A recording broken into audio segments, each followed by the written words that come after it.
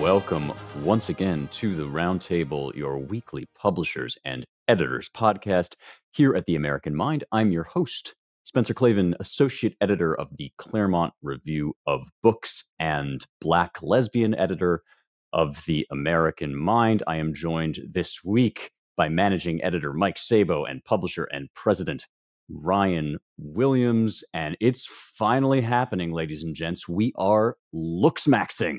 We are face doxing. You can see us if you go to YouTube, and now is an exceptionally good time to subscribe to the American Minds YouTube channel. You will find, for the first time, live and in Technicolor, our extraordinarily handsome faces brought to you by the techno magic of Chrome browser and Ryan Gannon, our wizard of production. This is still in beta testing, so forgive any infelicities or weird angles. We're going to kind of adjust as we go along, but this is something we've wanted to do forever and a day. So it's a very, very fun moment that we get to bring it to you. I personally have celebrated by cutting myself shaving, which our listeners will now learn. Sometimes people write in about my deep basso profundo voice.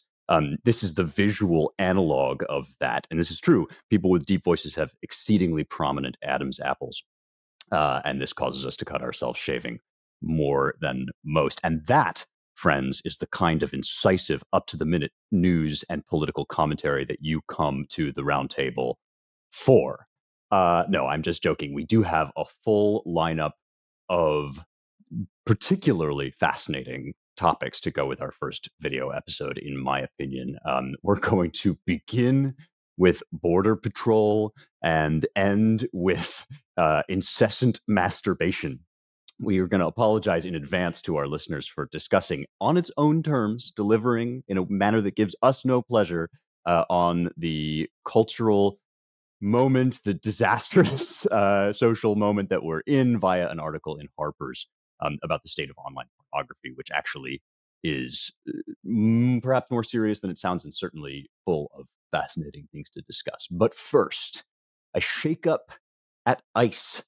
There has been at least half of the top leadership at Immigration and Customs Enforcement have been reassigned. This is a big kind of transition or moment of adjusted leadership in the Trump administration on one of its signature policies. At the very top level, it would seem that this is a philosophical dispute, a procedural and philosophical dispute within the administration over how to carry out deportations, which kind of deportations to pursue, and in what manner and for what reason.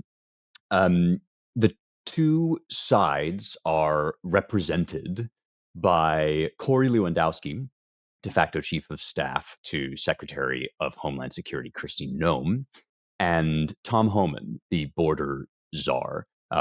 So this is another way of putting this kind of structurally or institutionally would be that this is Border Patrol and Lewandowski on one side and ICE and Homan on the other.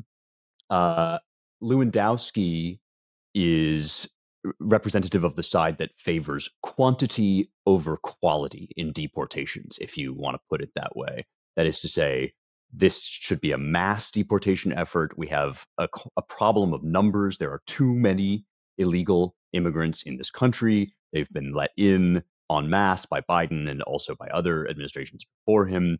And what we need to redress this is to sweep as many of these illegal immigrants off the streets as possible.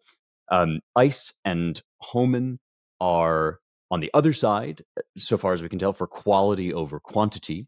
That is to say, we need to be focusing in particular on targeted deportations, criminals, hardened veterans of multiple offenses, and the sorts of people that very few of the American public could reasonably object to deporting. So obviously, this is political as well as a legal question. This is, among other things, about how Trump and the Trump administration want to present deportation, whether they want to run during the midterms and thereafter as hardline deporters delivering mass deportations, or whether they want to be the kind of nice deporters, if you like, um, singling out only hardened criminals and others that very obviously need to be taken off the streets. These changes that we're here to talk about seem to favor the quantity side, the Corey Lewandowski side, in that border patrol officers are in many cases replacing ICE agents in a lot of offices across the country. Um, Gregory Bovino, who's the Border Patrol commander at large, does also seem to be kind of getting favor here from the Trump administration. And Bovino was in charge of a lot of the raids, for example, at Home Depot and places like that, that have triggered some of the mass response against the deportation efforts, some of the riots and protests that have been going on against ICE. It should be noted, I think, that this is happening in the context of elevated attacks on ICE officers and agents across the country. On October 14th, so just recently, Customs and Border Protection agents were conducting an immigration enforcement operation in Chicago when an illegal alien used his vehicle as a weapon and rammed a Border Patrol vehicle. There have been a number of other such cases. 15 people were charged in the summer in a plot to lure ICE agents out of a Texas detention center, where they were then fired upon. These have been increasingly and distressingly common. So there's certainly a climate of hostility on the left, and sometimes a violent climate of hostility on the left to deportation in general and ICE specifically. How that plays into this decision is going to be a matter of speculation for us. But again, the headline does seem to be more deportations and no more Mr. Nice Guy, if Mr. Nice Guy is what we had previously. I've talked quite enough. Do you guys agree with my assessment of these changes? Is that a fair summary of what's going on? And if so, what do you make of them? Well, it seems to me to be a maybe. This is now the third shakeup of sorts at ICE. Or the border enforcement apparatus in general. So you could view this as the center right displacing a bit the right on the immigration question in the Trump administration, in the sense that the more hardline base and operators want to unwind as quickly as possible the 10 to 20 million who came in during the Biden administration. And so you could see this shift in one sense as maybe um, the Homan crowd that would be the center right winning on this issue. Although it's probably hard to really um, demonstrate that convincingly, in the sense that we just had an alumni retreat in Washington, D.C., all closed door always, so everyone's very candid. But one of our folks who was talking from the perspective of DHS said that what they inherited when they came on the scene on January 20th was an apparatus and an agency that had been neglected and kind of sidelined during the Biden administration and under-resourced.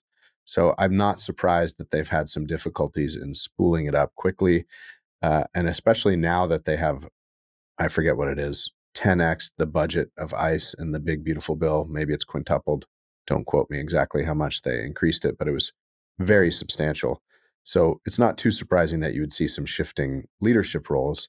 Um, yeah, so we'll see how that goes. There's also, you talked about it being a politically salient issue. Of course it is. The base is concentrated on it. But I think the communications war is part of this as well. You wonder how long the general public, especially with the relentless negative coverage of all this enforcement action, I think probably, and maybe rightly so, some in the administration from the Homan approach side, and Homan has voiced this before he was border czar too. I've heard rumors. I don't know if it was a public panel or not, but he sort of said you have to focus on the criminals, and especially the high-profile criminals. If you just do mass sweeps, you're going to lose the public quickly. So that's all at play as well. I think this is kind of like, it reminds me almost of the abortion debate where, say, during the George W. Bush administration, and I think Hadley Arkes actually basically was the architect of this, was the Born Alive Infant Protection Act, where you kind of start with one side that has, it's kind of like Trump, where you start with like an 80% kind of idea, and then you kind of slowly roll that back. So I think that's what Homan is probably sensing. I think he's aware of the communications. He's aware, look, that the media is going to be leftist. They're not going to like what's happening. But at the same time, you don't want to shoot too far. You don't want to, shoot kind of the arrow too high and really go beyond, where the public is at right now. So I think those are the things that he's worried about that you do have to think about. Overall, I mean, DHS is kind of touting some, goals and some big numbers. I think they said more than 527,000 illegal aliens have been removed, 2 million total departures. Overall, and that 1.6 of those million is voluntary self-deportations. So I think those are numbers that are certainly helping them. But this shakeup obviously shows that I think Trump is probably displeased at what's been happening. He's putting more Border Patrol agents in charge. I think, like you said, Spencer, I think like half of the field offices, office directors are being reassigned. Additionally, too, and this is actually outside of just those reassignments. So in cities like Chicago, Los Angeles, Washington, I mean, where you obviously have huge pushback, those directors are also being swapped out in addition to the half, and that's through retirement or other circumstances. So you have all those things happening, but you also do have a big groundswell in support of Americans who have actually applied to join ICE. I guess they've received 175,000 applicants, which DHS just said that. And I guess they're looking to add only 10,000 agents, and the force itself is actually only 6,000. And then Homan also said you're seeing some of the same problems that the military is facing, where there's a high fail rate on physical standards. Homan, he recently told Axios, look, if you can't run a mile, you probably shouldn't be a federal law enforcement officer. And, I mean, some of the physical standards are, 15 push-ups, 32 sit-ups. I mean, 1.5 miles in 14 minutes. That's not exactly difficult. So I think that speaks to some larger cultural issues, too, as well. But, I think all this is being pushed by Trump. I think Trump is displeased, I would say, overall. I mean, that's been in the media since the beginning, that rates of deportation need to be higher, that kind of thing. And so I think this is, fueled by Trump. And they know that they just have to really do more. They have to hit the targets, and there's still a lot that they have to do. I mean, and it can't just end obviously with this administration. It's going to have to be, Republicans are going to have to win again in 2028, again in 2032. But this is going to be, a long-term effort, and they just need to see more progress. Yeah, the midterms too are part of the politics, of course. So it would be perfectly predictable and reasonable to assume they have a comms and enforcement strategy through 26, and then they'll reassess. If they lose the House, all hell will break loose, of course, in certain respects. But if they win, or if they hold it or add some seats, which could happen, it would be mostly unprecedented in a midterm with an incumbent president, but not totally unprecedented. So I think that's part of it as well. Yeah. Now that we're on video, you guys, we have to be careful. We can talk a big game about these physical standards and how easy they are to meet, but now we can be asked to actually perform the push-ups and the sit-ups on camera. Right. I think I might have spoken too soon. Now but you still, watch your mouth, Sabo. You're signing us all up for disappointment. No. Yeah. Is the public prepared to Kofifi despite the constant negative press? This is a real question on my mind, and I genuinely don't know the answer. Obviously, Ryan, you're absolutely right. The midterms will tell us that. And there's something to be said for the fact that even though media has changed and we all have access to many more sources than just the legacy press, still, the people we hear from are disproportionately the sort of people likely to wring their hands over how nasty and mean it is to do all these deportations. And so we may be getting a skewed perception of just how much appetite there is or isn't for a really serious deportation effort in terms of quantity. I will say that I personally get squeamish when I see giblified abuelitas crying coming out of the government, and that's just my own kind of weak knees. I'm not saying that that's the right reaction, just that I'm somebody who does believe in fixing this immigration problem, and knows that that's going to involve some hard line policies, but still there's a case to be made that the Trump administration has played too much to its most passionate base on this issue and taken the enthusiasm of the most aggressive Trump supporters as representative of the public's general view, when in fact the public's general view might be much more along the line of like, well, get the criminals out, close the borders down, but don't necessarily round up people in Home Depot parking lots. On the other hand, there's a case to be made that that sense of moderation is itself being created by a kind of skew to the left in the press, who are representing much more horror at this situation than the average American may feel. And maybe people in general are just like, you know what? Like, my patience is up. And this has been going on for so long that basically whatever we need to do to kind of like lock this down, I'm okay with. I genuinely don't know which of those two things is more likely to be true. And perhaps by shifting toward the more kind of aggressive deportation strategy, if that's indeed what Trump is doing, there's a kind of stress test going on here in advance of the midterms to see whether this will cause problems electorally down the line so that they can adjust in the way, Ryan, that you are describing before the presidential election.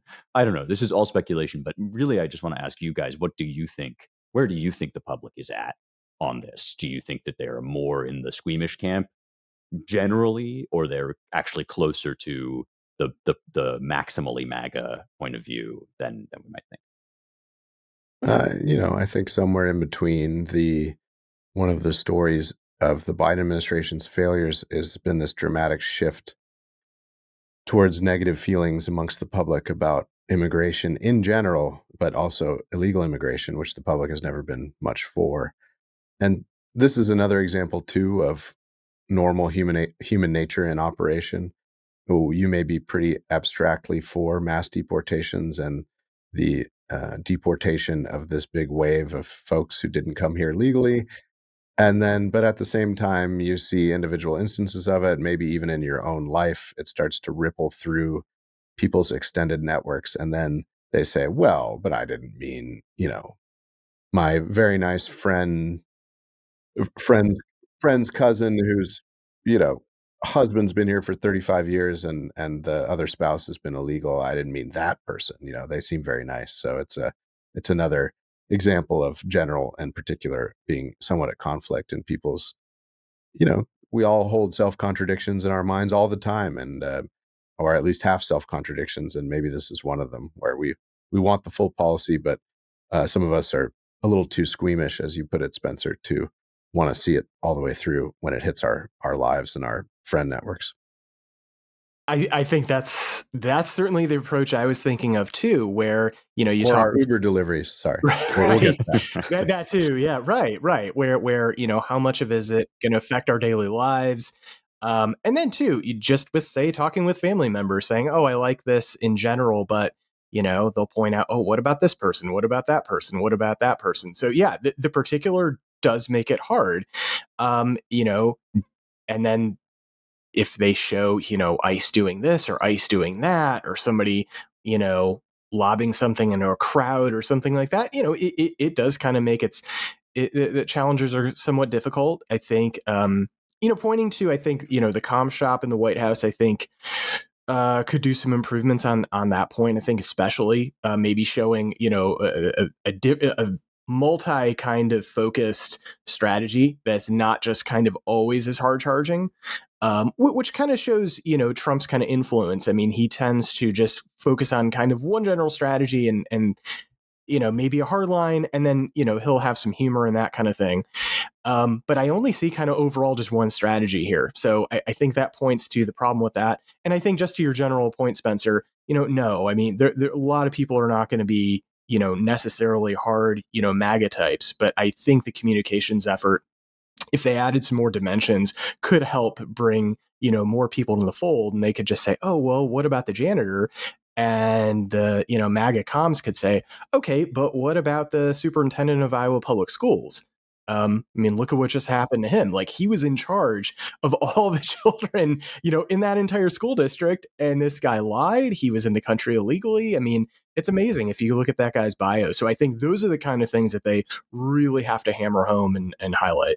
I think the overriding goal, I think, is shared across the administration, which is it's twofold at least: undo the years of lawlessness on the border of the Biden administration and begin to reverse its effects, which ultimately means deporting many millions of people, and also to use that as a means to improve the lives of American citizens. So there's kind of a short term and a long term. I guess the short term, which would have more to do with the midterms, I think, would be the deportation of violent criminals, and you would hope the attendant drop in violent crime across especially our most populated cities.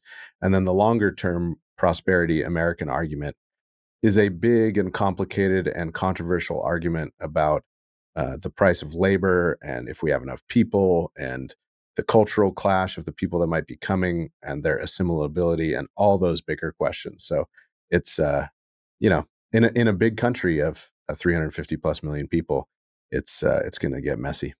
Yeah, I think that point about the general versus the specific, Ryan, is very wise. It's just a feature of human nature that we all experience to some degree. And I do think that hitherto, some members of the Trump administration have been too confident that MAGA meme world is representative of the sentiments of the majority that elected Trump this time around. But we shall see. I don't know if that's true or not. And the midterms will obviously be a major barometer. So more to come on that for sure. We cannot leave unmentioned. We cannot allow to pass unmentioned this truly delicious interview between Karine Jean-Pierre, former White House press secretary, and Isaac Chotiner in the New Yorker. Sometimes the stars align and a good day comes and you just get served up a delectable little piece of buffoonery from the worst people in the country, namely Karine Jean-Pierre. So this was if you have already forgotten, God bless you, this was the press secretary during Biden's final months.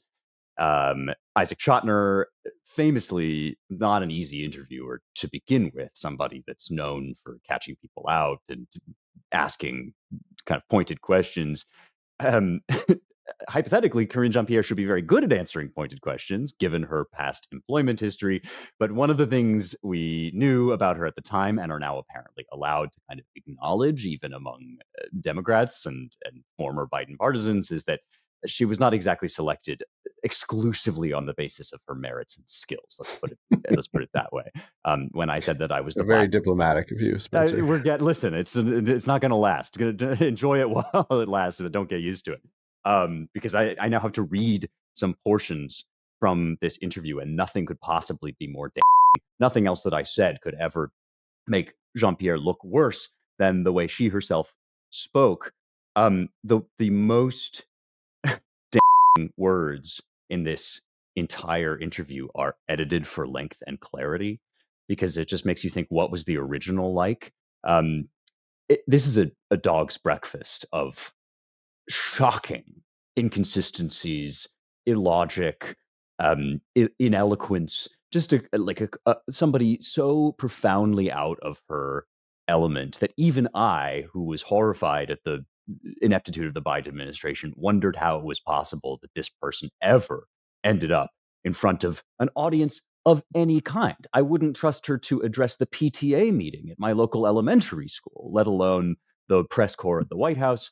And it's just a measure of how deeply the Biden administration and the left at the time were invested in identity politics, for lack of a better term. Biden said again and again about various positions that he intended to fill them with particular people of various races and sexualities and genders. Karine Jean-Pierre clearly conceives of herself as being primarily in the role to check some of those boxes. She seems to think of that as one of her major advantages and selling points. One of the things that recommends her is that she is the first openly LGBTQ and first Black woman to occupy that podium. I think I got those all right. These things become increasingly Baroque as we get sort of further and further down the line, and the firsts are thinner and thinner on the ground. But it becomes apparent in this interview that whatever else one may say about the capacities of groups in general, there were not at this particular time a whole bunch of talented Black gay candidate women going up for this role to choose from. And if you're the Biden administration, and as you do, you have gone straight for the most kind of woke identitarian candidate you can find, you're going to end up with somebody that is literally terrible at her job. There are so many good parts of this interview that I can't just read them all aloud to you. I should say, I guess, up front that Jean-Pierre has written a book, another self-owned, so far as I can tell, to be categorized alongside going up for this interview at all. She's written a book called Independent, A Look Inside a Broken White House, Outside the Party Lines, which seems to be about how mad she is that Biden was mistreated after the debate, and then she left the Democrat Party because this was wrong. Chotiner presses her on a bunch of different points on, well, why exactly should it be wrong to recognize what was right in front of our faces, namely that Biden was decomposing in real time on live TV. And she just has no response to even the most modest objection. I'm going to read one exchange, and then I want to let you guys weigh in with your favorite parts of this or things to say besides ha ha ha. Okay. Chotiner says, "You have no concern, even to this day, that Joe Biden could serve as president through January 2029? She says, "I did not see anything that would have given me concern." Chotiner says, "But you watch TV like the rest of us, right?" Jean-Pierre responds, "I always couch it with this. Of course, he was older. Of course, he was aging. He mentioned it. He talked about not speaking as well as he used to. He talked about not walking as well as he used to. No one is saying that he didn't age, but he is someone that I engaged with. I saw him every single day, and he was someone that was engaged on top of policy, challenging his staff." Chotiner responds, "One could conceivably think that he could do the job through January 2025, but that it was not wise to think he could do the job through January 2029, right?" She responds, "It's not my place to say." Chotiner, "What do you mean it's not your place to say?" Jean-Pierre, no, wait, I'm answering the question. "I did not see anything that would cause me concern. That is my answer." Chotiner, "Except the debate and the other things that everyone saw?" She responds, "What I'm saying to you is the debate for me was one time. I had never seen him like that before." It goes on and on like this. Several times she attempts to take refuge in her unique and inaccessible experience as a Black lesbian woman that Chotiner can't hope to understand, which makes her right, and also Kamala Harris's experience as a Black woman, which makes her automatically qualify for the presidency. In the end, in the last analysis, this is a person who has been trained, never mind her initial capacities when, before she kind of entered into this political line of work. She has been trained out of thought. She's been taught that there is no need for intellectual engagement. And in fact, it's not it's less desirable. Thinking is less desirable than taking refuge in identity and immutable characteristics. And that's all she's got. Anything else revealing about this interview besides something that we knew and the Dems are now allowing themselves to discover? Yeah, I think the driving thrust of her stumbling attempts to rationalize her book and the narrative she's trying to maintain, which completely collapses under self-contradiction with Isaac's fairly, I mean, in the grand scheme of Socratic interrogation, fairly mild pushback, is that for Karine Jean-Pierre, it's a matter of filial piety. I mean, she only had that position because of her identity. She doesn't quite say that, but she gets pretty close to it. She uses it as a club to try to hit Chotiner with and deflect his attempts to make sense of her sophistry. But ultimately, she has great gratitude to Joe Biden because he picked her partly for her identity. And it seems like they must have had a warm relationship, images and then also KJP's defense of him. It seems like they genuinely liked each other and trusted each other. So that's ultimately what this boils down to. Her boss was ignominiously driven out. And then to add insult to injury, his replacement lost. Now, if Kamala had won, I suspect KJP maybe would still be employed in that job or something like it and wouldn't have written this book. But she's attempting to make a name for herself, cash in on her experience, as many of them do on both sides of the aisle, I should add, and stay relevant. But unfortunately, she's really not up to the task, as she wasn't in that position of defending her views and clearly articulating them in public, which you would think would be a threshold requirement for the job of press secretary at the White House. When I was reading this, I mean, everything you described, Spencer, I think is exactly right. I mean, I was thinking, is this the press secretary for, President Camacho and Idiocracy? I mean, it was just full of non sequiturs, inane observations. And then, like you pointed out too, Ryan, just endless self, contradiction over, like, wait a minute, I thought you said Kamala Harris, you were back her, but then you didn't like her because of this and that. I mean, it just fell apart. And Chotiner, I thought, did a great job. Very mild pushback overall, but even him, I mean, you have kind of the typical liberalism, but I mean, even the inanities were even just too much for him, which I'm glad in a way. But I mean, some of these like just all out howlers. This is KJP. From the interview, it was an all-out, full-on campaign to embarrass him, to push him out. As if Biden didn't like absolutely embarrass himself and do everything he could to do that. This line, millions of people who showed up. So this is why they should have kept Biden. Millions of people who showed up in 2020 didn't show up in 2024. I mean, it's like there's that much groundswell of support for Joe Biden that's why Kamala got crushed. It's just amazing. And then you have, just the pure like, LGBTQ, I'm a black woman, I'm this intersectional, just pure propaganda. That kind of goes in place of like, actual logic, thinking, brains, etc. And it just made me go back to really, Clarence Thomas and some of the affirmative action cases, Gruder from, I think it was 2005, where it's like, this is the result of that. This is what's going to happen. You're going to have absolute incompetence replace competence. You're going to have people being lifted to positions who absolutely should not be there. And this is just the fruit of that. I mean, it's Thomas is a great justice, but it didn't it didn't exactly take a brain surgeon to figure that out. And I think this is the fruit of that. I was just say there's a lot of interesting and controversial observations about human nature at play here and the way we do modern politics, right versus left, if I could put it in those ways. One of which is, at first I was going to say it's a generational divide, but I didn't realize that. I will give one compliment to KJP. Apparently she's 50 or 51. She does not look it. So I thought she was younger than that, which is in a way is actually more damning of her because she should have more experience with this sort of thing and be more adept at it. But it's also the clash between, Chotiner, the kind of seasoned journalist who's also a man arguing against a woman, and men and women argue differently or tend to on average. And, um, men have their ticks and pitfalls in rhetorical proceedings, as do women.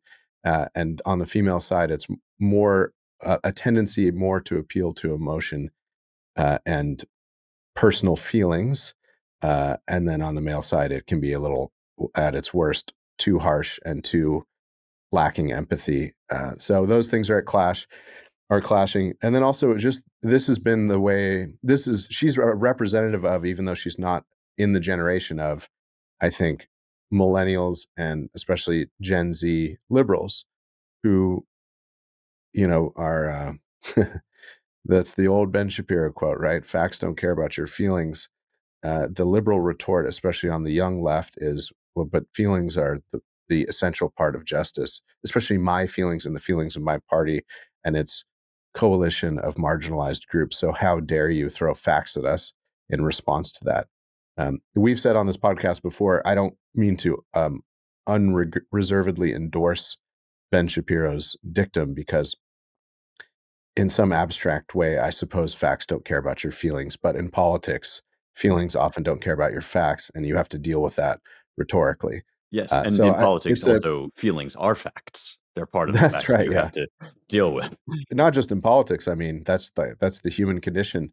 We can venture our way all the way back to Aristotle's rhetoric or the ancient classics about the difficulty of achieving democratic justice, because you're dealing with people who operate in the realm of opinion, which in many ways could be another way of saying feelings, rather than the objective truth about things. So, Well, I'm sure it was Karine Jean-Pierre's intention to draw us into a discussion of epistemology en route via Ben this was Shapiro's. her esoteric plan all along. Absolutely. But I do want to point out that I'm working on the Plato's Republic right now and rereading it for a class I'm teaching. And there is a very important moment in book 2 that I had sort of forgotten about the importance of, in which, the whole thing kind of leads us through this thought experiment about the perfect city. And in book 2, they begin by building only the city of necessity. And in fact, Socrates calls this the truthful city, the true good city, in which everyone does one job and you only fulfill your needs. And at the end of the day, you all lie down on these idyllic beds of rushes and you drink wine and you sing hymns to the gods. And that would be the end of it, except that Glaucon then says, well, wait a minute, these aren't these people going to have, like, modern comforts? Like the modern analog would be like, are there no refrigerators in this city? Like, what about air conditioning? And that is what leads them on to the actual Callipolis, which is a description not of the totally ideal city, but of the city that accommodates to people as they actually are, with all their wants and needs and the stuff that they present to you, which, yeah, those are part of the facts on the ground, is people's feelings, the kinds of stuff that people want. We've gotten very, very far afield from Karine Jean-Pierre here. I'll just say that this is going to be part of the anthology that I will compose in another life when I have more time, called Now It Can Be Told. And it'll just be about all the things that everyone knew at the time, but were forbidden from being discussed by Biden partisans until now, when we're having this reckoning, because it's become impossible to ignore that the wokeness as a philosophy is just, like, utterly bankrupt. And not just because of its epistemological inadequacies, a la Republic Book 2. Yeah, because remember, at the time, Yeah. any criticism of KJP as an affirmative action hire or not being good at her job were, of course, racist and anti-LGBTQ. PTQ, yeah, I like PTQ. PT, I would yeah. like to know what that is. The people have been saying that they got to cut the T off of the LGBTQ and the Q as well. So I'm currently taking applications for what should replace it. I want to replace it with LGBRF, and you guys can decide if you know what those are supposed to stand for. You can write into me and let me know. But I will not say it on this podcast.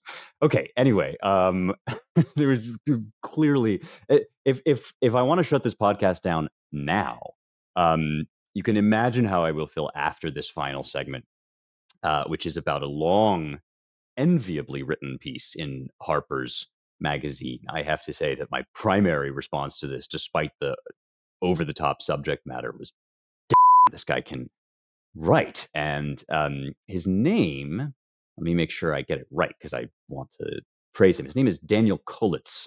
I'd never read anything by him before, and this was a heck of a start. It's called The Goon Squad: Loneliness, Porn's Next Frontier, and the Dream of Endless Masturbation. Where to begin? I guess we already said that just it brings us no pleasure to use the language of this piece, but part of the world that it's reporting on is it wrapped up in the neologisms and the lingo that gets used. So maybe we'll start by defining gooning, which is a word that I, for my sins, had in fact heard before, but had never heard defined quite so specifically as it is in this piece. I just thought that this was plain old-fashioned traditional masturbation.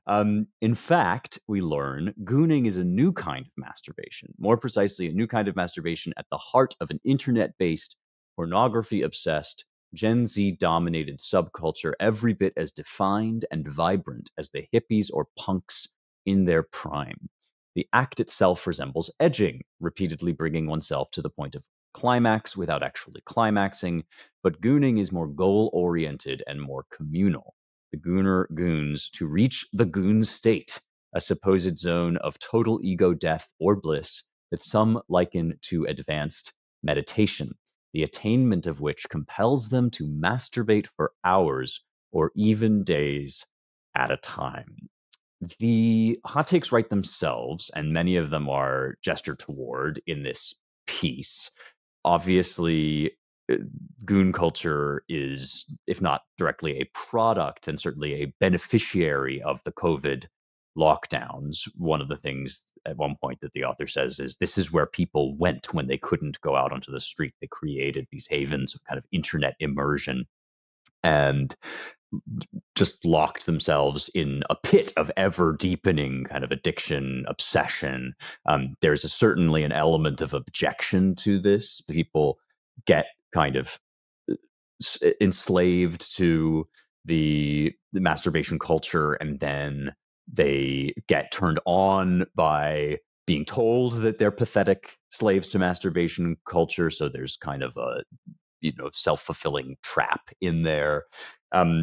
Many dimensions of this that we should comment on, but I would like to start, I think, by asking you guys what you made of the author's ultimate thesis, which is that yes, gooning is grotesque and specifically unhealthy, uniquely unhealthy, and yet is it perhaps just one natural end state of the psychic damage that we are all, in one way or another, taking from our machines? It's mentioned at one point, and I have had this experience, that you now can't open Instagram without being assaulted by suggestive imagery, even if you're not going looking for it or scrolling through OnlyFans models regularly. And this itself is a funnel into other, hardcore stuff. Do you guys think it's true that the the goon lords have already won, in a certain sense, that this is like kind of a structural fait accompli built into the technology that has come to dominate our lives?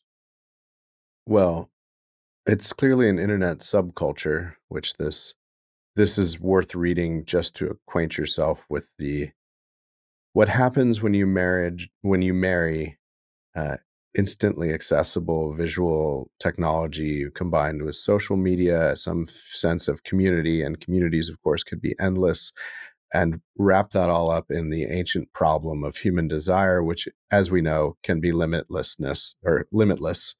uh, and can often be perverse. So, in a way, we shouldn't be surprised.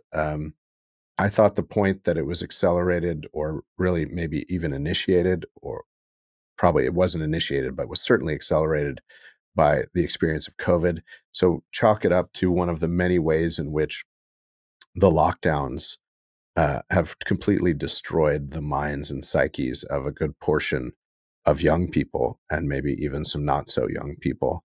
Um, I was reminded weirdly, because especially you brought it up again, Spencer, goon culture.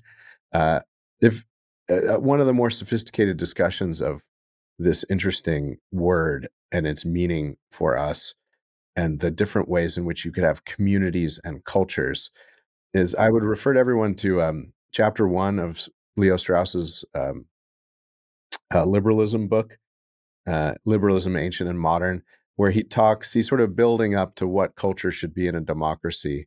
And ultimately, he lands on freedom of the mind and the importance of teachers, but the difficulty in seeking out great teachers when one has been poorly educated. It's a very interesting essay, and pretty short, actually, for Strauss. But he talks about, it's odd to say, but you could have a community in an insane asylum.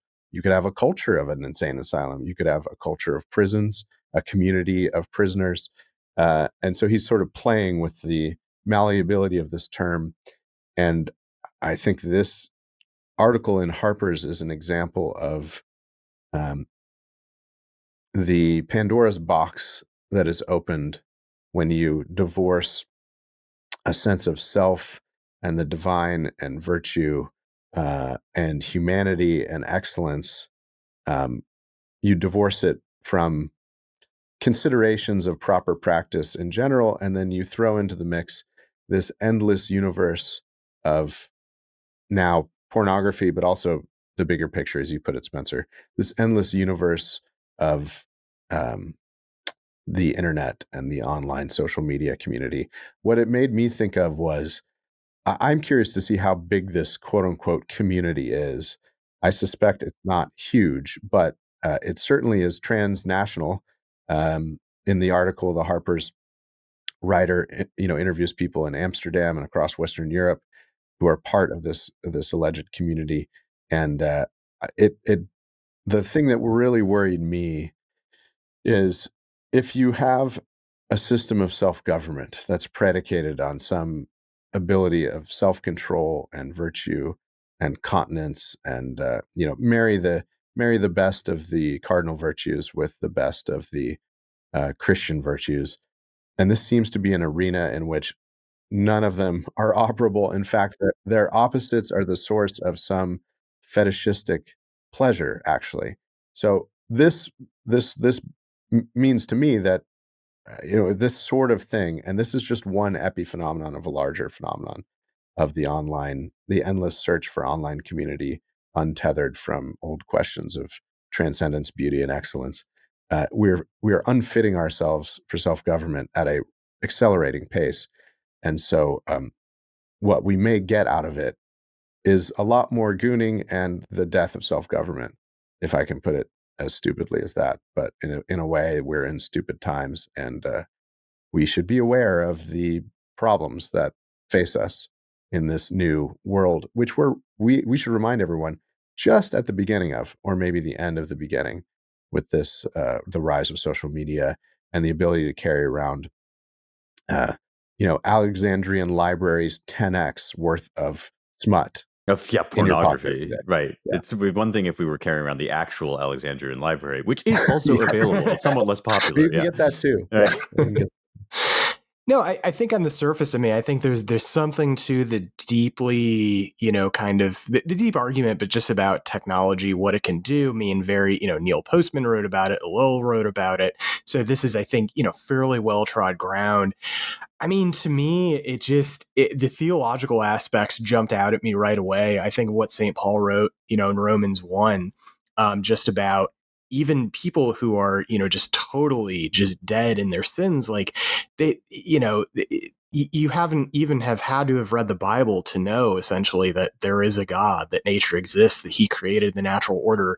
It's funny. It's a lot like some arguments that you read against antebellum slaveholders, where it's like, look, you don't need to know, have read the Bible to know that slavery is wrong, that owning a man is violates his moral order in some way.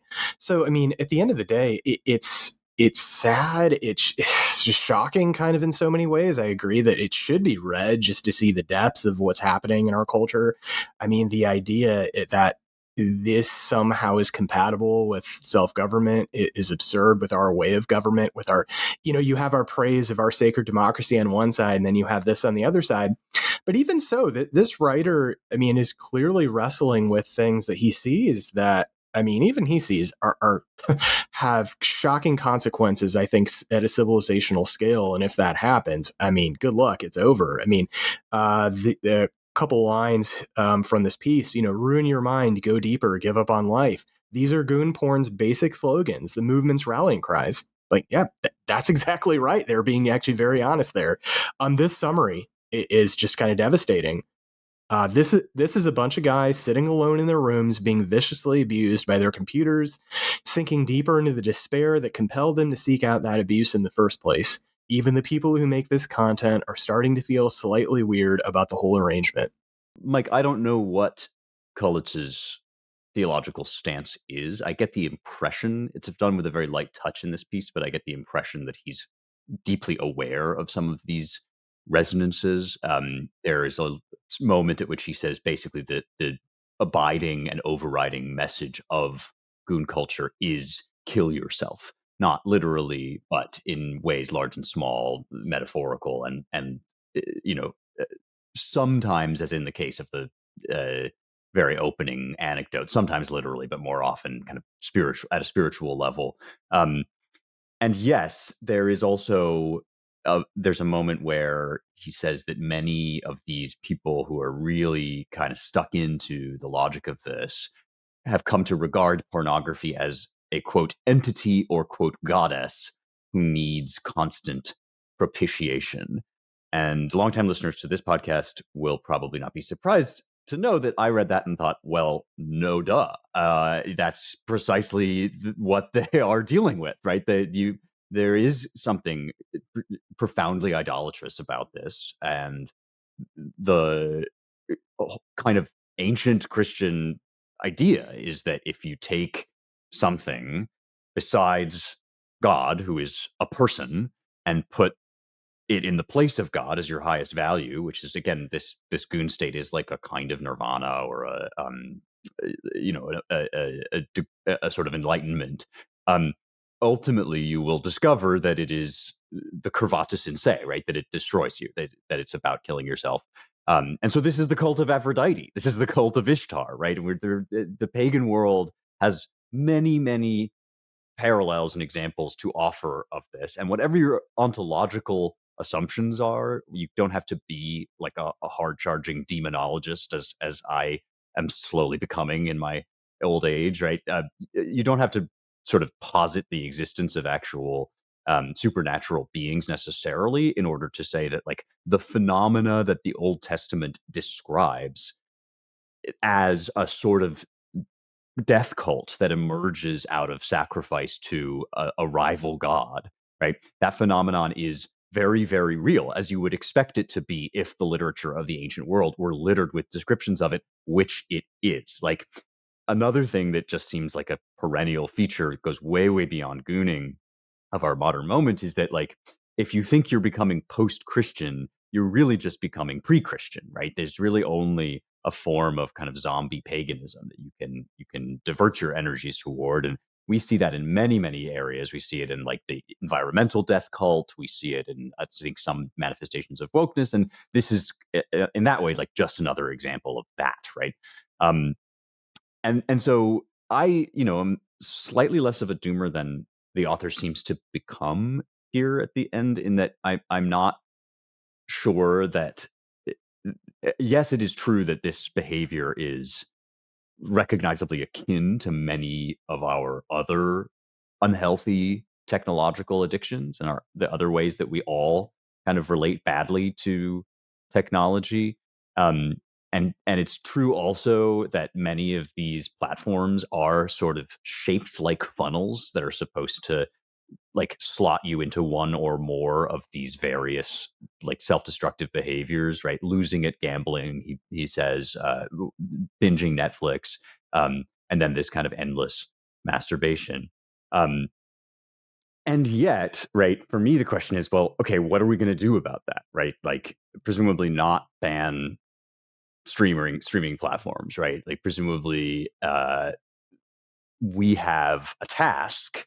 If those of us that wish to proceed in Republican government of the sort that Ryan was just describing have a deliberative task ahead of us, both within families, and a lot of this I think has to do with like education and the rearing of children and how early you give an iPhone to your kid and all that stuff that people are becoming aware of, but also at a regulatory level, right? Like, how do we live with this technology in a way that does not allow bad actors to shape it into a soul deforming machine? Um, and I think like this piece made me newly sort of committed to the importance of that conversation rather than like utterly despairing about the impossibility of it. Yeah. I would love to hear, I would love to hand this to like the top 5 sharpest policy minds on the right who've thought about the problem of pornography, maybe more generally, and policy solutions to it, because this seems to me to elude, absent really draconian measures, at least at the federal level.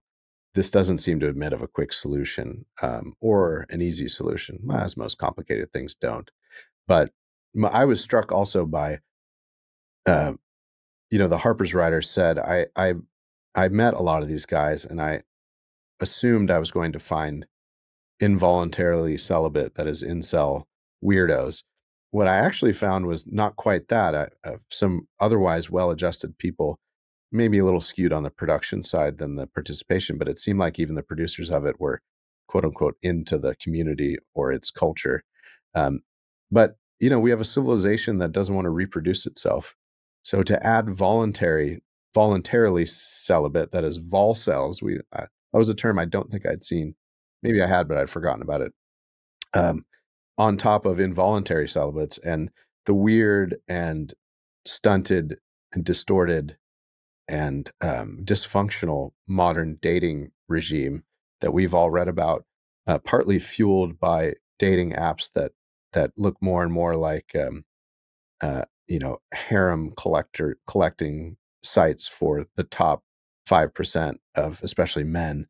This is of a small piece of a much larger picture.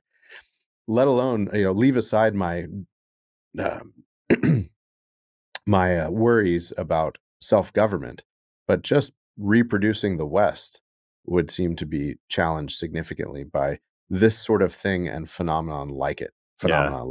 That moment So early it's in the piece where he says, like, these guys would otherwise, in another universe, many of them be traveling to work wearing nice hats and right, like thinking about family. Yeah. yeah, and it's this problem, it seems to me, is going to get more acute with set aside the timeline, which is unpredictable and maybe overhyped at the moment, with the rise of AI and the quickly changing labor market at all levels. So, where it's just, I found it to be a very depressing read, if darkly funny at occasions. Oh yeah, me too. I mean, it was absolutely depressing. Eye opening. I mean, we should be, kind of, in a way, looking into the abyss. I mean, not essentially go the way of Nietzsche and just completely fall into it, but Right. It looks back, remember? right, and know what's out there. And to me, I mean, I'm sure there are a bunch of policy implications to this. I'm thinking of people like Emma Waters at the Heritage Foundation. I'm sure who is well aware of these things and what to do. You have increasingly calls to just ban porn. You have I think what Texas and some other states have done, and then you have some of the big streamers pull out of those states. But at the same time, it's like this is a much even deeper problem. Like those are kind of surface level solutions that I think are important, but this just shows the kind of it's like a tree and the roots and how deep they go. So I think this is going to take a sustained effort. And really, ultimately, I keep thinking about what, you know, um, Clarence Thomas and others have kind of talked about the Black community, the importance of parents. Well, I think this brings the importance of parents to everyone, no matter what race, where you need parents to, show children how to use technology responsibly, because it's not going to go away. You don't want to be a Luddite. But at the same time, I mean, you need guidance. You need people in authority, with a good morality, but with also you know, a, a character where they should be trusted and they should be followed. So this is partially the problem of just absolutely cratering trust too, and institutions and people. I mean, this is the result. You get paganism, you get chaos. My wife's dark joke about this, about child raising in this environment is, you know, uh, we might just have to lock them in a Faraday cage in the basement. But if you do that till they're 18, they'll be a different sort of animal. Well, I need a I think shower. I wa But I just wanna just a quick shout out to, uh, our friend James Pullis, who used to be a regular on the show. James's approach with his own son, I thought, and he's talked about it in the early days of the podcast, I thought was a good one, which is, as you said, Mike, you can't raise Luddites. You can't shut them off from the technology completely. But if you raise them well and form their souls well, including with proper religious education, you can make them masters of this technology rather than its slave, more than not. And that's it's a hard thing to do, but when was raising children ever easy? Yeah, and look first to thyself is another kind of good. I think that's a Poulicism, right? Like you gotta get your own tech use under control before anyone else. Like I said, I now definitely need a shower, but failing that, let's do some cultural recommendations. Help pull us out of this hole here, Mike. Give us a wholesome and life affirming, or at least moderately enjoyable rec of something that we can watch or listen to or read. Sure. Well, I will definitely go to Christianity on this one. Ryan actually told me about this book that just came out recently, Prolego Press.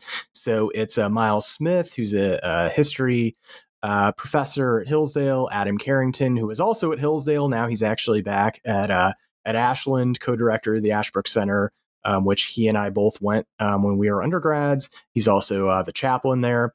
They wrote a book on the history of the Protestant Episcopal Church. That was basically the Anglican community around the time of the American founding, especially after we broke from Britain. What was going to be established, especially the Anglicans, who obviously looked to the Church of England. What was going to happen? So this book really maps out 10 bishops, William White, Samuel Seabury, who's actually an interesting case. So Seabury actually was himself, the farmer refuted that Alexander Hamilton wrote a letter to. That was actually Seabury. So it's a very interesting case. Obviously, a lot of Anglicans at that time, were loyalists, but certainly not all of them. And it's really a story of what the bishops did. How did they establish a new church that still had apostolic succession in some way? And it's a great read, and it's a short book, and really well done. So I would highly recommend that book. Excellent. Just what the doctor ordered. Thank you, Mike. I feel better already. Ryan, don't mess it up. I won't. Well, I will start this with a disclaimer. I've not seen this yet. I'm actually going to be in New York. I'm going to be in New York next week, but my schedule and timing will not allow me to see this. But I just wanted to put on everyone's radar what looks to be a very hilarious and musical called Slam Frank. Uh, the Daily Mail headline is Holocaust victim Anne Frank reimagined as a pansexual Latina with non-binary lover and neurodiverse family in a controversial New York City musical. Um, this is from Not the Bee, Babylon Bee's non-satirical sort of newsy side. This new musical in New York City imagines Holocaust victim Anne Frank as every intersecting woke category under the sun. But here's the catch: it's mocking everything woke. The production, titled Slam Frank, is a satirical play that exaggerates current cultural trends around inclusivity and identity politics, applying them to one of history's most tragic stories to critique how performative wokeness can distort storytelling. Um, and this is my last segment, few paragraphs. The show began as a viral Instagram parody by Jewish composer Andrew Fox, who joked about creating a production to make Latinx girlies feel included in the Holocaust. The video spawned a full production built around a play within a play conceit, a fictional theater troupe trying to decolonize Anne Frank's story. From there, the humor spirals into absurdity as characters discover new marginalized identities in musical numbers, swap yellow stars for pronoun pins, and even commune with ancestors lost at border crossings. And the creator of it said that one of the funniest things he's seen in a decade online was uh, liberals asking sincerely or answering the question sincerely, did Anne Frank have white privilege? And so hence this was spawned. And this is, I think, comic musical theater at its best seems to be, well, I mean, if this ain't it, then you can't really do it. So it seems to me, whatever your reservations about musical theater, and people have strident and passionate opinions about it, this is precisely the thing that was made for musical theater. So I look forward to being able to see it, although I won't be able to see it next week. And a musical that I've mentioned on this show, maybe Happy Ending, was the star of it, who the show just won the Tony. The star is Darren Criss, who got his start on YouTube in a parody musical of Harry Potter. So this is like kind of now an established pipeline from uh, social media celebrity to Did the Harry Potter musical just get a Tony? Is that what you're talking about? Spencer? No, sorry. Maybe Happy Ending just won the Tony. Oh, maybe Happy Ending. Right. Yeah. This is the Korean story about a love story between two robots, right? Robot love story, yes. Which Robot love story. Yeah. I know that I'm sure our listeners have many and varying opinions about musical theater. I, for one, will hear nothing said against it. It's the great American art form. Stephen Sondheim is one of our greatest poets. And if you disagree, that's okay, but you're wrong. Anyway, sometimes I have a rec that I just think like pushes every possible roundtable button, at least for the hosts. And this is one of those times. Have either of you guys heard of the Japanese YouTube personality Uketsu? I'm No. seeing blank stare. Yeah, yes, excellent. Okay, I'm so stoked that I get to introduce you guys to Uketsu. It's spooky season, so I was looking for like a scary book to read on the weekends, and I came across this very slim volume called Strange Houses. And I don't know, they're Japanese, and I'm interested in that, and it just looked kind of original and different. It very much fits the bill. This is a guy who wears like kind of a Jason from Halloween type mask, or like or rather Mike Myers type mask. Like he has this sort of very creepy look, and he conceals his identity. Nobody knows who he is, but he does these like kind of crime stories on YouTube, and he's put together this book, which has the fascinating advantage for a YouTube character that it really has to be read as a physical paper book. You can't get this like as an audiobook, for example, because it's about people who solve a mystery mostly by looking at floor plans online, like going on Zillow and spying on the structure of people's houses. And he reproduces the floor plans and kind of designs them. And the key is that they look totally normal to an untrained eye, and then slowly they zoom in on things and they start talking about them, and it gets more and more horrifying. And it's all done in this kind of understated way, but the actual thing that's going on is incredibly chilling.